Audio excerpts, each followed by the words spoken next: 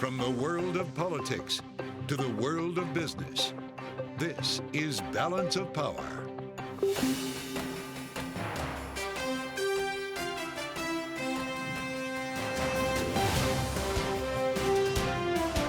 Live from Washington, D.C.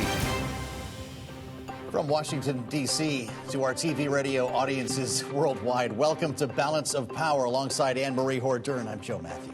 President Biden makes it official with a highly produced video announcing his intentions for a second term. It's this job. I know we can, because this is the United States of America. There's nothing, simply nothing we cannot do.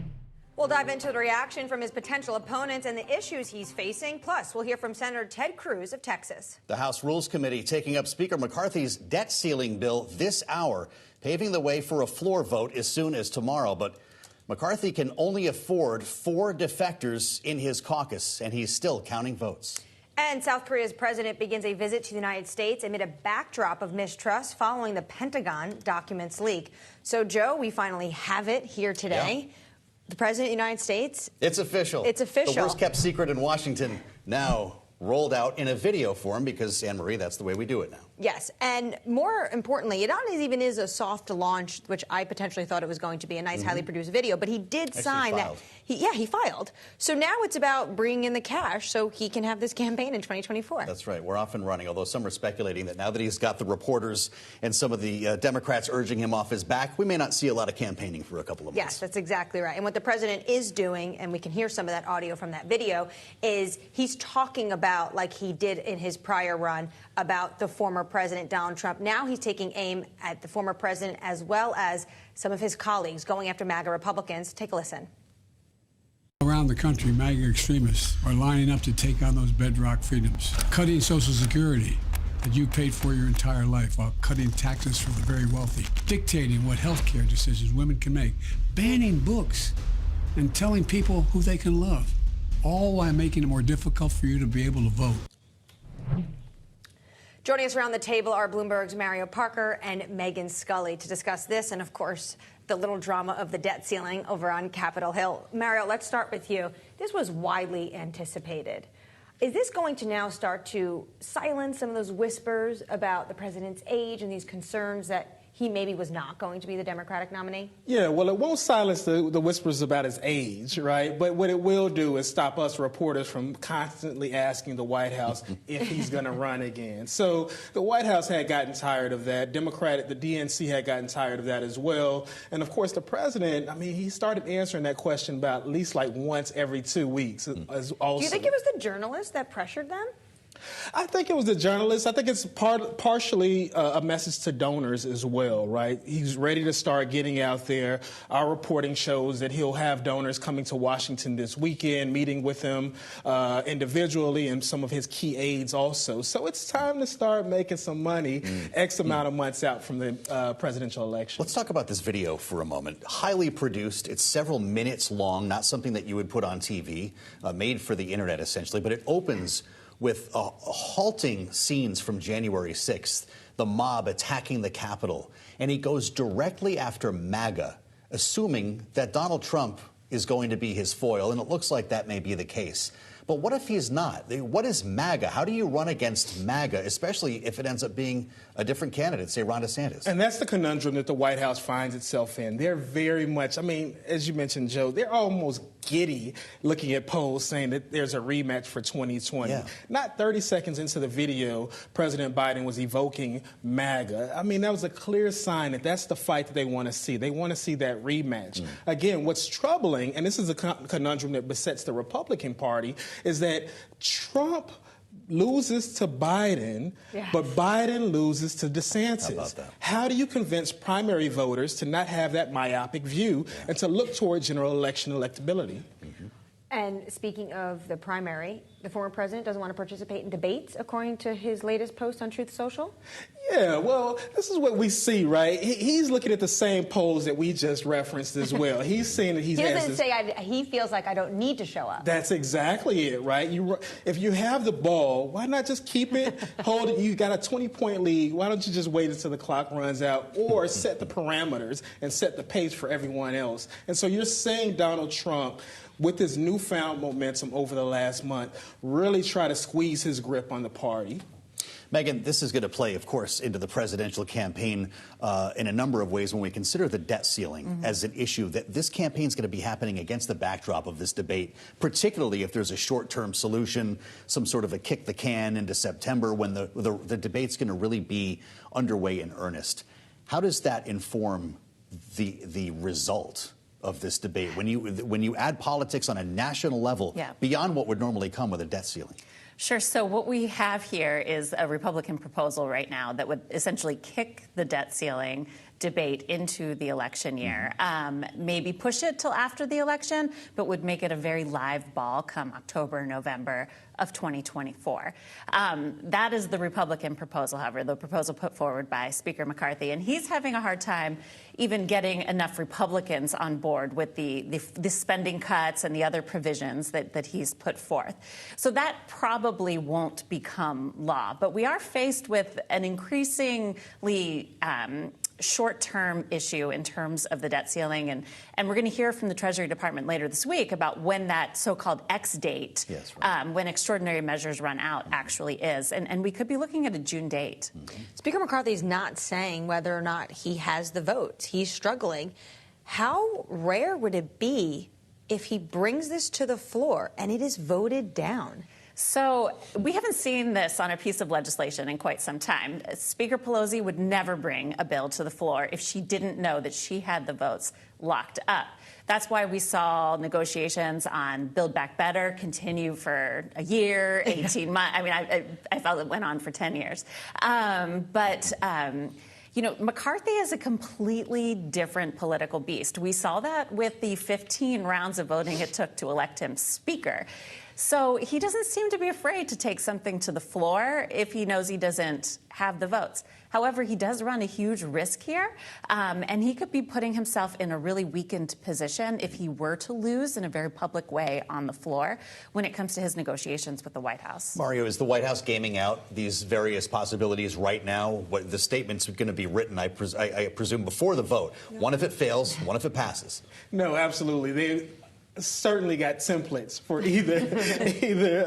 either outcome as well. And again, to Megan's point, the White House saw the 15 votes the same way that we did as well. McCarthy's he's on his back foot. The White House feels as though, hey, we can wait him out and just see what happens. He may or may not have the support of his full caucus, so they're willing to just let him fall on his face if that's the case. What's interesting? Oh, sorry. No, go. What's interesting here, I think, is we're starting to hear rumblings of the real deal maker here might actually be Mitch McConnell. That's what my question was. Did McCarthy then have to reach out to the Senate? Yeah, I mean, McConnell, of course, had been out for quite some time, made his return to the Senate after falling and having an injury last week, and has been a little bit more under the radar than we're used to seeing him. But remember, he was a big player in previous debt ceiling negotiations going back to the Obama administration. So I think we're really going to see him probably step up here, particularly if McCarthy's bill fails on the floor. That would be pretty embarrassing for the Speaker. I think it would be less than desirable. Or could be the end of his speakership based on what we saw at the outset here. Yes. He wasn't able to get it done. McConnell had to take over the reins and hash out a deal with Biden. It wouldn't be the first time in recent memory a Republican speaker had to step down. How true. That is very true. All right, our thanks to Bloomberg's Mario Parker and, of course, Megan Scully on all things 2024 and the debt ceiling. Coming up, we're going to be speaking to Bloomberg's Kayleigh Lyons on the possible economic impact of McCarthy's debt ceiling bill. This is Balance of Power.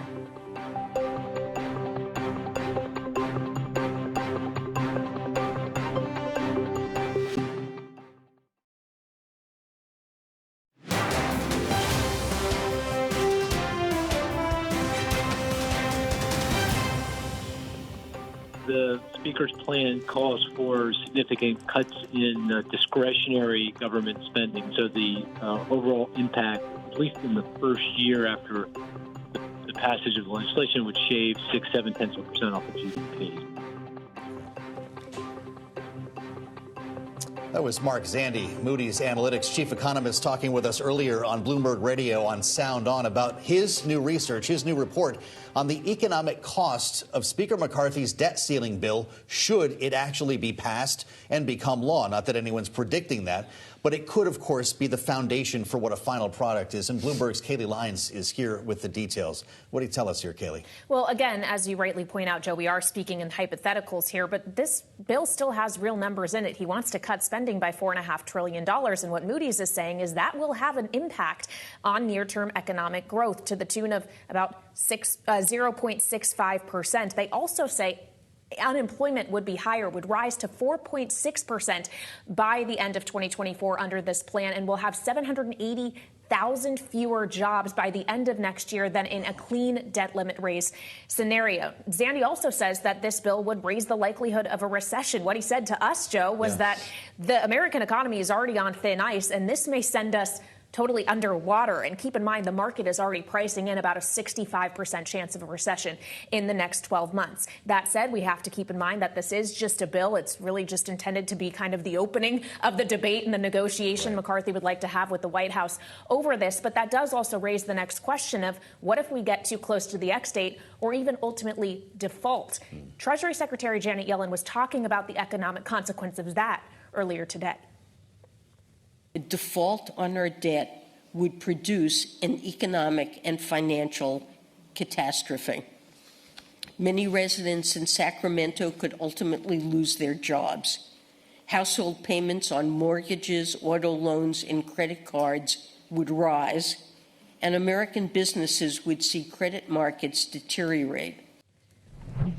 Now, she referenced Sacramento because even though she was speaking here in Washington, that was an event for the Sacramento Metropolitan Chamber of Commerce. But she went on to say that Congress needs to raise the debt limit. They should do so without conditions, and they shouldn't wait until the last minute.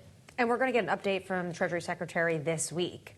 That's going to potentially give the Republicans in the White House a little bit of a timeline? Yeah, when we get a clearer read on what the X date actually is and what Wall Street strategists are saying, looking at the receipts for April thus far, which are far weaker than 2022, it may be earlier rather than later. So that definitely could provide a further impetus for those conversations. But of course, it's not just about raising the debt limit in the view of Republicans. They do want those spending cuts to come with this. So we have to keep in mind the spending part of this equation as well. We're talking about a debt limit over $31 trillion as it stands and lifting that even further. And there are economic consequences to high debt levels, too. This is something that the Committee for a Responsible Federal Budget consistently has warned about. And they actually put out a whole report last year about the damage done by high debt levels. That includes higher inflation and, as a result, higher interest rates. Higher interest rate payments on your borrowing mean that you have budget constraints as well. There's also the geopolitical factors here, considering a lot of our debt is held in foreign hands. This all can make it harder to borrow in emergencies like, I don't know, a global pandemic. And then, of course, there's the question of how this adds to the burden for future generations. So we have to consider all of the different possible scenarios and what their economic outcome could be. All that said, Kayleigh, with Mark Zandi's research again in focus here, the idea of economic damage on that level to the job market, to overall growth, he's going to be doing Jay Powell's work for him, right? That would potentially, in Mark's view, accelerate rate cuts as we head into a recession. Yeah, this is a really good point. And of course, he's outlining here what happens in 2024, which, as we all know, is a presidential election year. Right. So you have to think about kind of the political implications for the economic scenario outlined. But yes, as we still have a market that is betting that the Federal Reserve is going to turn around and start cutting rates by the end of this year, in theory, this could just add fuel to that narrative if we do start to see a softening in the economy. And then, of course, in the scenario of a default or even just a downgrade before we actually get to the X date, as we saw in 2011, that could also cause enough ripple effects throughout the economy that the Fed may have to change course, too. Well, that's what everyone is worried about, right? Yeah. We could just see a repeat of 2011. Kayleigh Lyons, thank you so much for joining us with all of that on what the debt ceiling and what's still ahead on that. And also, coming at the program, an exclusive interview with Texas Senator Ted Cruz. That's next. Stay with us. This is Balance of Power.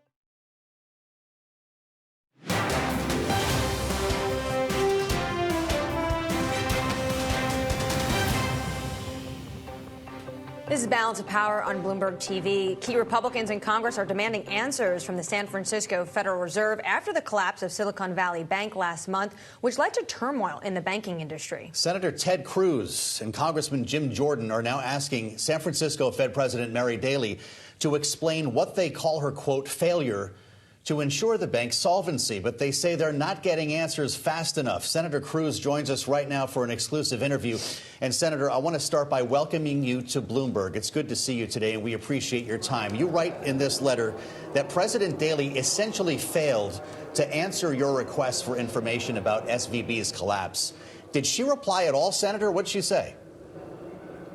Well, we've gotten a letter that's just a dismissive response, but not a substantive response, which is why I've teamed up with Jim Jordan, the chairman of the House Judiciary Committee, and I'm the ranking member of the Senate Commerce Committee, to engage in oversight and to examine why the San Francisco Fed was essentially asleep at the wheel. The San Francisco Fed is who had supervisory responsibility for Silicon Valley Bank. The duration risks on these bonds was evident on the face of it.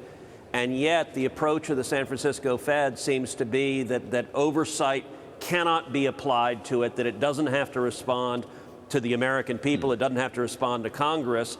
And the consequence was billions of dollars that went up in smoke because the regulators failed to catch this and do their job. The Federal Reserve is now going to release an internal review they have about this collapse. It was supposed to be due before May 1st, and it's coming out this Friday. Were you alerted to this, or is the San Francisco Fed potentially just saying to you, wait for the Fed's review that's going to be out this week? You know, the problem is the San Francisco Fed and all of the branch offices of the Fed have a long history of essentially ignoring congressional inquiry. And in fact, I've joined together on bipartisan legislation along with Elizabeth Warren. Elizabeth and I don't agree on a lot of things, but we've joined together on this to subject these banks to FOIA requests so that they can be subject to oversight from Congress and subject to oversight from the public, because right now their attitude is that they can't or shouldn't be scrutinized, and I think that's the wrong attitude. Well, indeed, we're definitely living in a new world, Senator, when you and Elizabeth Warren are singing the same song. So let me ask you, depending on what you find here, what will be the accountability? We've been talking about this story. Of course, it's a top story for us on Bloomberg for weeks now. Who gets punished for this? Yeah.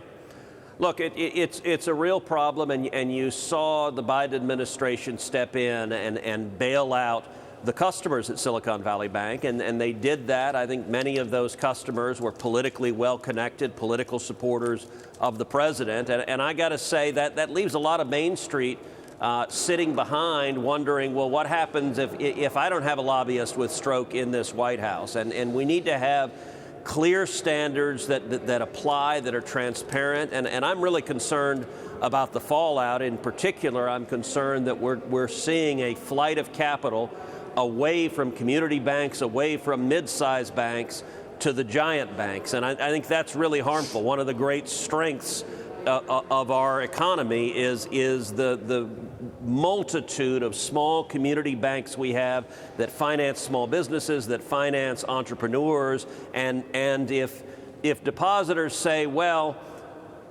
I'm safe if I'm at a giant bank, but at a smaller bank I'm not, that really has a negative impact across the board. Senator, the other big story, of course, our viewers are focused on is the debt ceiling. And in your book, in your opening chapter, you talk about this clean debt ceiling that was going to be orchestrated under the Obama administration, but no Republicans wanted their fingerprints on it. Do you think if McCarthy and Biden can't reach a deal, Senate Republican leaders need to make sure that the country lifts the debt ceiling? Well, listen, for anything to move forward, it's going to have to go through the House of Representatives. And so the Biden White House's position right now, I think, is wildly unreasonable. Where we are right now, rewind the clock a little bit. Go back to the year 2000. In the year 2000, you know what our national debt was? It was just $5 trillion. $5 trillion in 2000. Then what happened? George W. Bush became president, and in 8 years, our national debt doubled from $5 trillion to $10 trillion.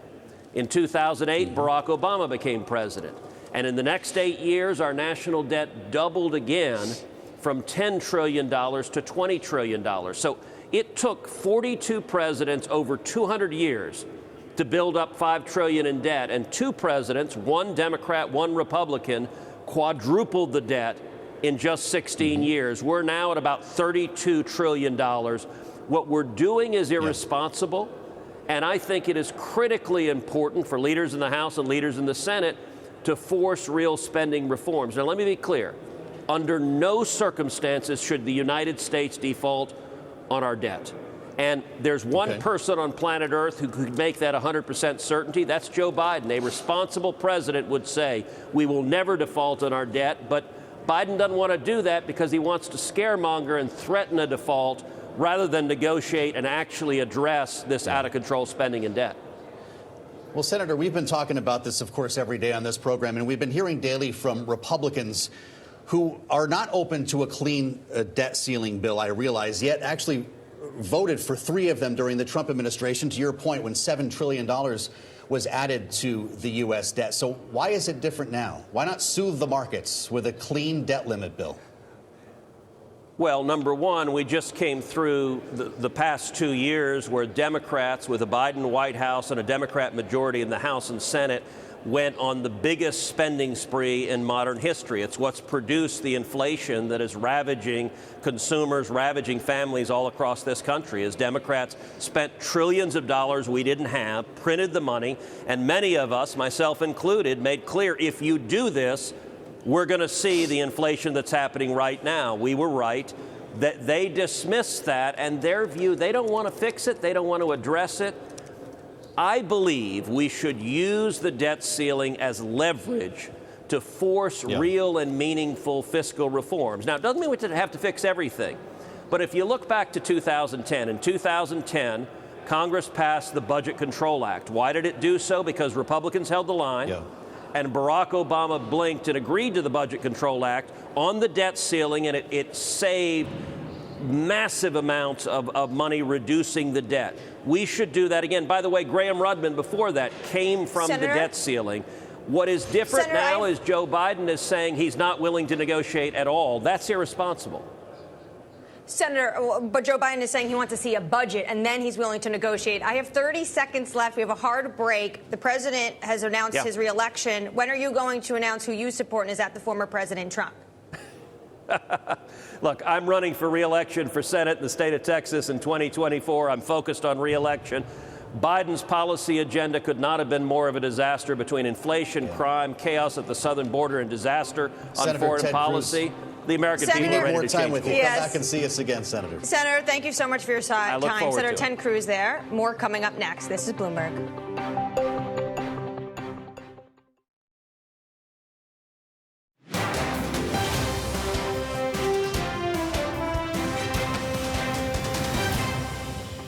This visit, of course, also comes at a critical moment as North Korea continues to develop its nuclear and missile capabilities.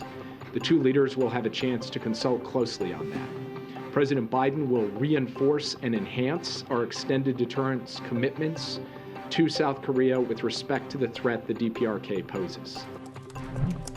This Balance of Power on Bloomberg TV. That was the president's national security advisor, Jake Sullivan, as Biden is about to host the South Korean president at the White House. The two nations are seeking greater alignment on economic interests. And joining us to dive deeper is William Cohen, former U.S. Defense Secretary. Welcome, Secretary. Thank you so much for joining us. We understand you're actually going to be meeting with the president tomorrow. How difficult is this state visit going to be, given the fact that South Korea was obviously named in those leaked documents and the current president is facing a lot of pushback at home from the opposition?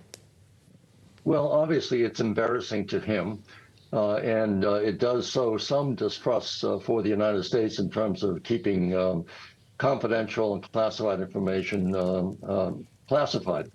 But frankly, I don't think most professionals are at all surprised about this. I don't think professionals within the South Korean government, including the president, are really surprised. Going back in 1929, the former Secretary of State, Henry Stimson, said, gentlemen don't read each other's mail. He then became Secretary of War during World War II, and they started reading people's mail. So we, for a long time, have known that we try to collect information on everyone, our friends, adversaries, enemies, everyone. Our but our main goal is to protect the American people. To do that, we have to have all-around knowledge, all-around vision, and look at everything that is happening, friends and foes alike. Our allies may have different interests from time to time than we have in the United States. We need to know that.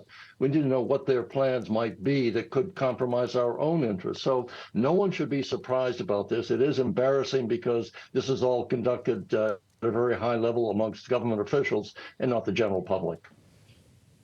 Well, once the cleanup is taken care of here, Mr. Secretary, there's some important conversations that need to be had here between these two presidents. Tomorrow, of course, they'll have the day doing that, and you'll, once again, as Anne-Marie mentioned, be a part of them. This is all taking place against the backdrop of a very difficult time right now with China, but it's, of course, right there on the peninsula where there is also a very important risk to be noted, and that's North Korea.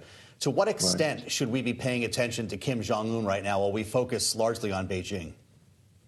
But we always have to pay attention to North Korea. It's a dangerous country. It continues to test missiles, the range, capability, speed, all of which we have to continue to watch. It's very difficult to deal with that country. And frankly, I don't think Russia or China have done enough to dissuade the North Korean leader from continuing to ratchet up the pressure by firing more and more missiles, many of which are passing over Japanese territory. So I think we have to watch it. There's very little we can do other than calling upon the Russians and the Chinese to be more aggressive in dealing with Kim Jong-un.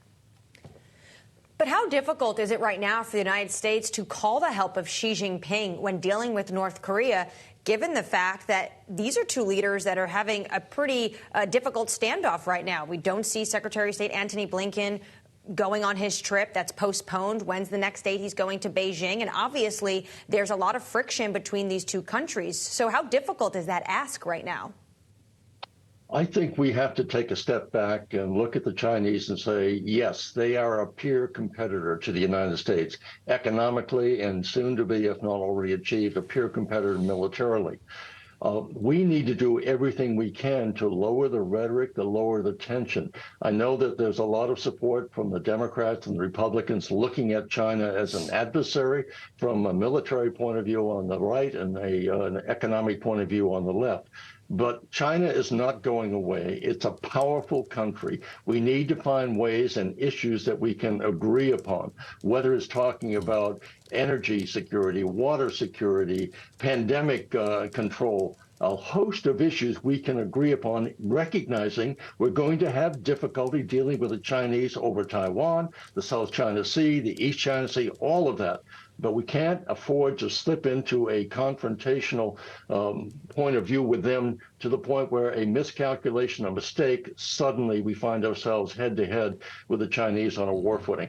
That has to be avoided at all costs. So I hope that the Biden administration will continue to pursue negotiations, behind-the-scenes discussions, and I hope that the Chinese will respond in kind. But we can't afford to go to war with China, and the world can't afford it. So that's something we have to focus on.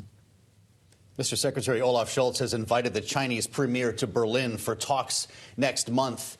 And following Emmanuel Macron's visit to China, there are questions about what the two power centers in Europe think about China's role in potentially negotiating peace in Ukraine. How do you see it? Well, I think the Europeans take a different view toward China than the United States does at this point in time. I think it's very clear that they want to maintain a positive relationship with China. So it doesn't surprise me if they're reaching out to have China become some kind of a mediator in this conflict taking place in Ukraine. China will have difficulty being perceived as being independent and someone who doesn't have any interest. They have aligned themselves with Russia, and that poses a threat in terms of their independent judgment in terms of what they can bring about. I think China has a role to play, and I think we should welcome it if, in fact, it is seen as being non-political and certainly not in favor of the Russians. We need someone who is independent of both, and I don't know that the Chinese are prepared to do that. Nonetheless, anytime we can prevent a war from spreading and the kind of slaughter taking place in Ukraine, we should try to pursue it. Joe's mention of Emmanuel Macron, Secretary, we just have to ask, did he undermine what the United States is trying to do, which is the Biden administration taking this multilateral approach, the same way they are conducting their policy of economic state warcraft, if you will, on Russia, that they want to do on China? But Emmanuel Macron says that Europe should have strategic clarity of their own right. They want autonomy. Is this going to set up a bigger battle across the Atlantic? I don't think so. I think we've always recognized that the Europeans have their own interests to pursue. To the extent that it coincides with the United States policies, then that's a good thing. But they're going to look out for their own country's interests, and to the extent they feel their economic future and prosperity is dependent upon a positive relationship with China, they're going to pursue that, and we have to understand that. We can try and shape a global position for the Western countries toward China in order to try to make sure they don't use that new power they've accumulated in an adverse way. But I don't think we can call upon the Europeans to say, stay with us on this as you have with Russia, because Russia poses a direct threat to them. They don't have the same relationship with the Russians that they do economically with the Chinese. And so I think we have to recognize we're not going to be able to dictate to the Europeans what their policies are going to be toward China, even though we'd like them to be with us and solidify that relationship that we're all talking on the same page and dealing with the Chinese. I don't think that's realistic to expect it. Many thanks. William Cohen, the former U.S. Secretary of Defense, with us on Balance of Power. Fascinating conversation here, Anne-Marie, ahead of what will only be the second state visit for this president. Yeah, and it's a big one because, again, this is that multilateral approach. They want to make sure when it comes to semiconductors or other issues that they have South Korea, the likes of South Korea, the Netherlands, Japan, all on board as they deal with this confrontation with China. And our relationships in the Indo-Pacific mean more than ever right now. Absolutely. With a bit of a mess to clean up, as we discussed. That's going to be quite awkward. For sure. Coming up, more on President Biden launching the big campaign. 2024 is on. This is Balance of Power on Bloomberg TV.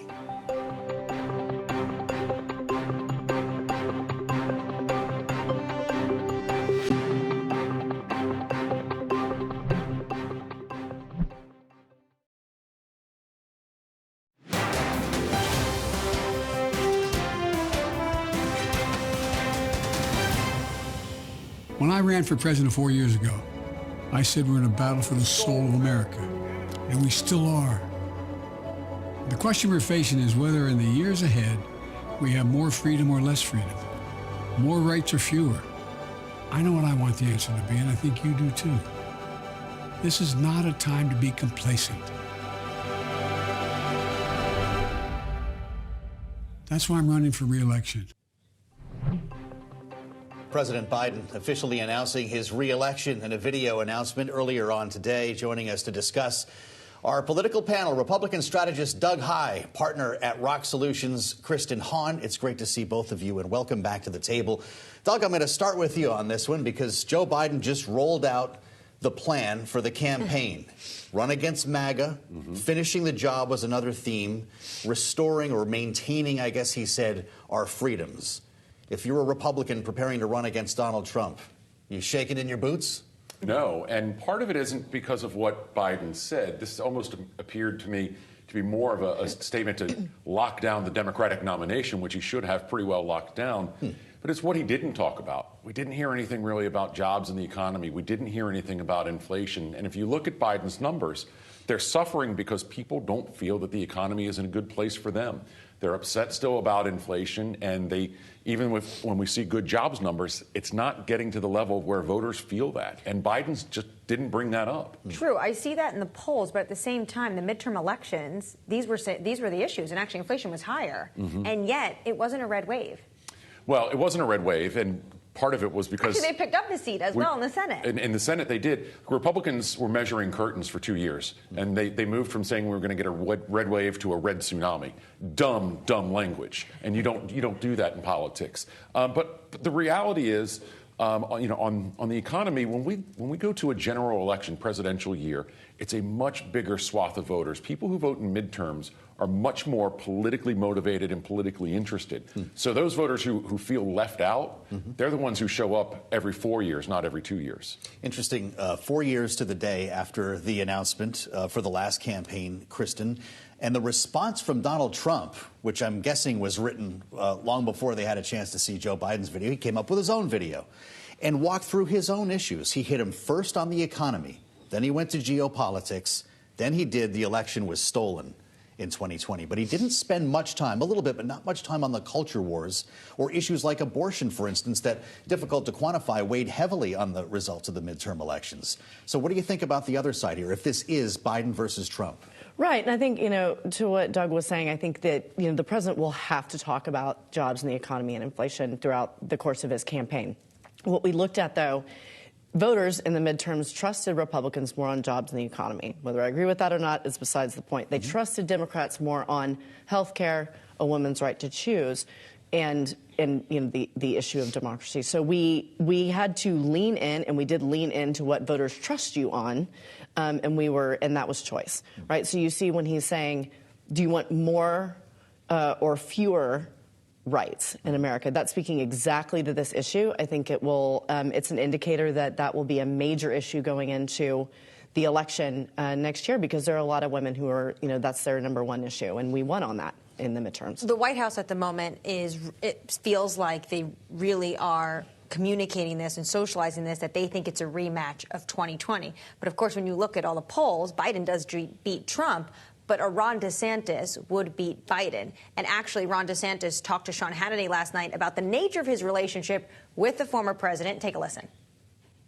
I enjoyed supporting him when he was president. We worked really hard for his reelection in Florida.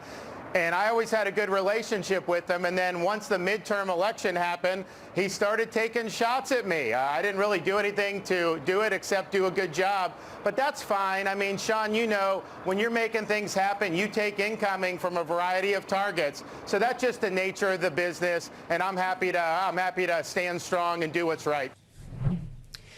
The governor of Florida in a sunny Tokyo, that was on Fox News. And then we had the former President Trump talking about DeSantis on Newsmax. Newsmax takes a listen. Look, right now I'm very down on him. I'm a believer in loyalty, and I'm a believer in other things. And he has obviously not run a very good campaign because he's getting crushed. So I really don't know. I don't know him. I don't know him that well. What I find so interesting about this is not so much what they're saying, because I feel like I know what they would say about each other, but Trump was on Newsmax and Governor DeSantis went on Sean Hannity. What does this tell you about the future of how this is going into 2024? Well, we've obviously had the big shakeup at Fox this week, right, and the settlement. So we're still in a brave new world of what Fox is or is going to be over the course of the next 2 years. But clearly, as Republicans are looking for options that aren't Trump, Trump's leading in the polls, but he's not getting huge majorities, and he didn't get a majority when he won the nomination initially. They're looking for alternatives, and Ron DeSantis certainly appears to be the first among equals on that list. There are more trying to gain for it, but that's where we've come in our politics now. And Donald Trump, he highlights there exactly what he always does. Loyalty is very important to him. You being loyal to Donald Trump. His loyalty to others doesn't exist. Donald Trump doesn't give people points. He only takes them away one at a time. What was that midterm language he used? He said, if my candidates win, I should get all of the credit, but if they lose, it's not my fault. It's not my fault, exactly. Now, Joe Biden's running against MAGA in this new ad. If this isn't Donald Trump, which the White House clearly hopes it will be, or the campaign hopes it will be, what if it's Ron DeSantis? Can you sub in another candidate if you're running against MAGA? I think it's interesting because a lot of these Republican candidates are going to have to appeal to that base of voters if they want to win and beat Joe Biden, or whoever wins the primary. I assume it will be Joe Biden in a general election. So in some ways, each one of these candidates have tied themselves to President Trump, and if they're the ones who ultimately beat him, they're going to have to take him on. They're also going to have to appeal to those voters. So in some ways, yes. Well, Bernie Sanders isn't running, so I guess he cleared the field. Yes, that's right. That just emerged. He's going to be giving his support to President Biden. A lot more to discuss with the panel coming up. We'll be back with them, Doug Heye and Kristen Hahn, and we're going to be looking at McCarthy's search for the debt bill support and more. What we're told at the moment is he's still looking for 218 votes. This is Balance of Power.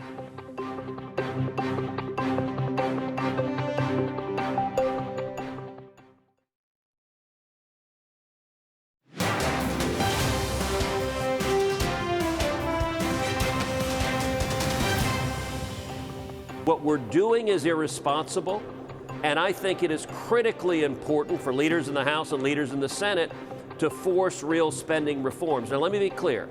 Under no circumstances should the United States default on our debt. And there's one person on planet Earth who could make that 100% certainty. That's Joe Biden. A responsible president would say, we will never default on our debt. Senator Ted Cruz speaking on the debt ceiling battle earlier this hour with Joe and I. Let's bring back our political panel. Former Republican National Committee Director of Communications, Doug Heye, and Kristen Hahn, partner at Rock Solutions. Kristen, at this point, should President Biden, everyone's talking about the X state narrowing that window. Should President Biden get in a room with Speaker McCarthy and hash out a deal? Well, I think Speaker McCarthy first has to put his bill on the floor. He has to show that he can pass something with at least just his conference. So that, those negotiations are happening today. There were certain parts of the, members from parts of the country were concerned about ethanol subsidies and stuff like that. So if he can pull those people together and actually get something off the floor with just his conference, because he's not going to have any help from the Democrats on that vote in particular, then they have something to work from and they can actually come together and work on it. And you think after that, Biden would get? I think after that, they have to have some sort of discussion, but I also think the president's had the exact right posture that we shouldn't play games with, the full faith and credit of the United States of America. Doug, you've lived through this before. You've seen this movie. After this week, Congress is out until May 9th. We're hearing we could get an X date, potentially even in June, as tax receipts run below expectations. Bring us back to your time working in the Speaker's office and the way this is going to go. Because once we get a date, this is, the clock is ticking loudly. The markets start paying attention. We start running the risk of a downgrade. Based on what you just heard from Senator Ted Cruz, no one's budging on this stuff. The stare down continues. How is this going to play out? I don't think anybody knows yet. And part of the reason why is Washington has this time-honored tradition of being able to kick its own can down the road whenever it wants to. This, though, is different. You can avoid a government shutdown by passing a continuing resolution for a year or a day. So how about suspend the debt ceiling until fall? Buy some time. There's talk of that happening. There's also a larger conversation of whether we should have a debt ceiling at all, which I would welcome. Mint the coin? What are you thinking? Well, there's not going to be $1 trillion coin. That seems just a little too gimmicky even for Washington. But there's a sense in Washington right now that nothing's going to happen. We're not going to default because we've never done so before. Right. And if we've learned anything over the past 4 or 5 years, it's that banking on something so unprecedented it can't happen is fool's logic. How about that? At some point, though, do you think potentially they try to map this out where the president can walk away and say there's 2 separate bills, a budget bill and a clean debt ceiling bill, but if they do it at the same time, say in the fall, Speaker McCarthy could say I was able to get spending cuts, but I will then vote for the increase. Do they have to, in essence, marry them in terms of a situation, but keep the bills separate? That's one of the potential scenarios there. And if you watch how McCarthy had set this up, yes, he's talking about spending cuts and certain provisions, but really his larger argument is I can declare victory if Joe Biden negotiates at all. And so if he gets a fig leaf, that will be enough for him to get what we call the Hastert rule, the majority of his own party with Democrats on board, potentially. Boy, would it not behoove the president right now? Let's maybe let it get through a vote. Let's say they pass that bill this week. Have Joe Biden make the next move and say, suspend the debt ceiling. Buy us time to September. You're not being responsible. buy time to September so we can work this out. I mean, I think at some point, all of these people are going to have to show leadership. And so after I'm looking at that vote, like you said, that's going to happen on the House floor, because I think of what Doug said, then McCarthy's going to claim victory. But at some point, I think President Biden is a legislator at heart. He's been, a number of years in the Senate, and he'll end up doing what's right. I will say, a shutdown is terrible for this country. Politically, I think in the short term, it's very bad for Speaker McCarthy and the House in particular. But over the long term, if you're looking towards the presidential election, it's really bad for the president. I'm not blaming him. I think that he's taken the right approach to date. Yes, but politically speaking, that's kind of, I think, how it plays out. We used to refer to government shutdowns as a touch the stove moment, that if our members touch the stove, they burn themselves. They haven't burned themselves yet. Many thanks to our great panel. Former Republican National Committee Director of Communications Doug Heye and Kristen Hahn, partner at Rock Solutions. Check out Bloomberg's new newsletter, Washington Edition, available on the terminal and online. Thanks for joining us today. Balance of Power. We'll see you tomorrow. This is Bloomberg.